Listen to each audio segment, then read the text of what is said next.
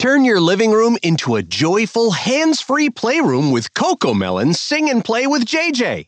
Your child sings, moves, and learns right alongside JJ and friends, all on the big screen. It's designed thoughtfully to spark speech, rhythm, and coordination through songs and active play. Try an ad-free, safe, and interactive way to make screen time part of their learning and growth. Parents love how easy it is, voice-controlled and frustration-free. Kids love every moment of singing, laughing, and playing along. It's fun for them, and it's feel-good for you. Available now in the Volley app on your smart TV. Just search Volley in your TV's app store and start your free trial of CoComelon Sing and Play with JJ today. That's CoComelon Sing and Play with JJ, available now in the Volley app on your smart TV. Search Volley and start your free trial today. Volley. Hi, this is Joe from Vanta. In today's digital world, compliance regulations are changing constantly, and earning customer trust has never mattered more.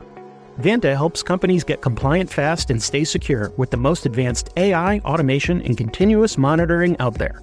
So whether you're a startup going for your first SOC 2 or ISO 27001, or a growing enterprise managing vendor risk, Vanta makes it quick, easy, and scalable. And I'm not just saying that because I work here. Get started at vanta.com. This is Optimal Work Daily. Managing employees used to be hard. Then I tried this. By Karl Staib of digtofly.com. When I left the corporate world, I thought managing people was impossible. When I was asked to take a lead on projects, many employees didn't want to do what I asked. I was lucky if they did half of what I asked. I remember when my father coached my soccer team when I was in 6th grade. I yelled at another player because he was out of position and the other team scored. He called me over and asked me if I thought that helped my teammate. I shook my head no. It took a long time for that lesson to sink in. I wasn't wise enough to see my mistakes. I didn't understand how to lead. I now look back and wished I would have allowed people the flexibility to do great work, encouraged them to find new ways to improve, and had more fun leading them. There's no way for me to go back and change anything, but I can at least help you be a better leader. It starts with thinking of yourself as a coach instead of a manager. Most people don't want to be managed. They want someone to help guide them to be their best. When I started my own business, I thought my managing days were over. I could do what I wanted, when I wanted, without worrying about what other people thought of me. As my time grew more crunched, I had to be more efficient. I couldn't do everything myself. In the past year, I've hired a web designer, ebook designer, copywriter, editor, and nanny.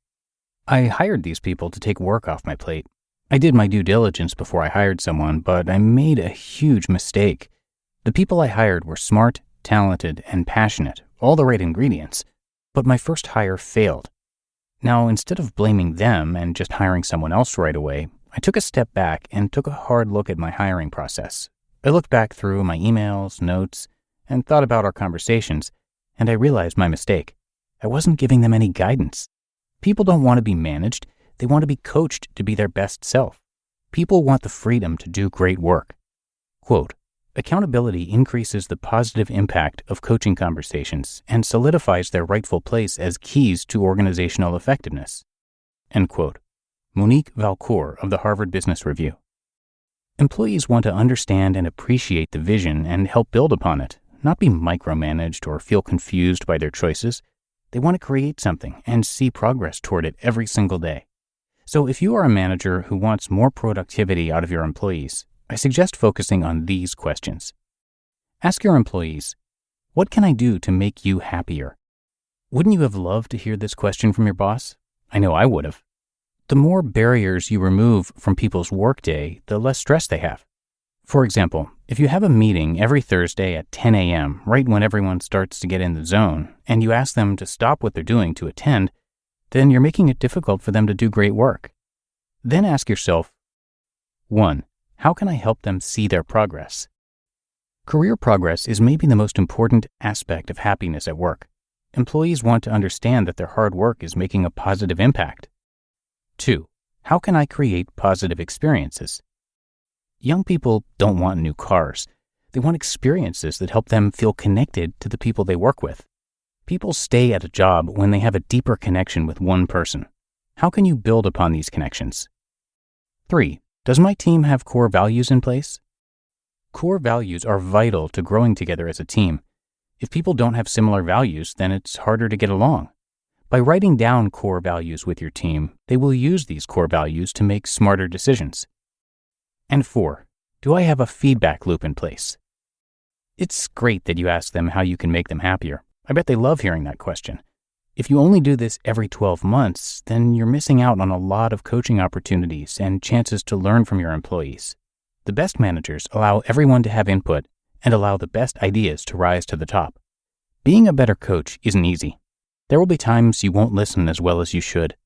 But if you practice, I promise you will be rewarded with more loyal employees who go the extra mile. You just listened to the post titled, "Managing Employees Used to Be Hard. Then I Tried This," by Karl Staib of digtofly.com. And thank you to Karl. A little bit about him. He helps entrepreneurs to understand their struggles and turn them into stepping stones. In 2010, he was diagnosed with testicular cancer and then was laid off from his job in 2011. And while those were difficult situations, he calls them blessings in disguise now. Since then, he stopped doing work that doesn't fit with his passions and instead now focuses on things he truly cares about. He's the author of the book Bring Gratitude and has a lot to offer on his site, so come by digtofly.com for a lot more, and I have that linked in this episode's description. And by the way, dig to fly means dig deep to fly high.